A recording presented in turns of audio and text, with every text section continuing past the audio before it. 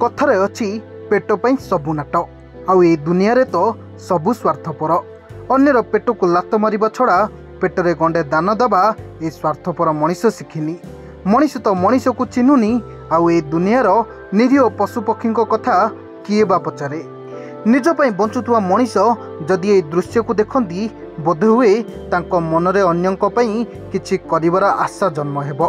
थरे देखंतु ए दृश्य को मेली बसी सकाळु सकाळु रुटी खाइबाकू लागिचंती शह शह पारा आउ सेमानकू डाकी डाकी नीति खाद्य देउचंती विजय भाई।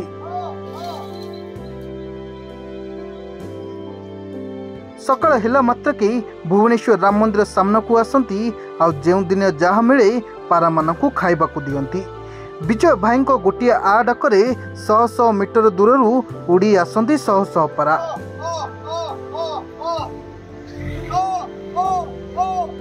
सबुदिन सकाळु विजय निज साइकेल राम मंदिर सामना को आसंती आ भक्त देथिबा प्रसाद रुटी बळी खाद्य को खंड खंड करी पारा मानकू देई थांती। दीर्घ 10 रु 15 वर्ष धरी प्रत्येक दिन एपरी पारा मानकू खाद्य दियंती विजय।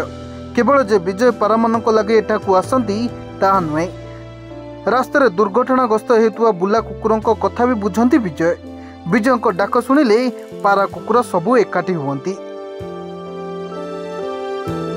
10-15 बेसी हम हाँ केता पारा खंडे आसंती एमती कह 500 200 1000 जे आसबे कह डाकिले पळे आसबे देखो डाकिले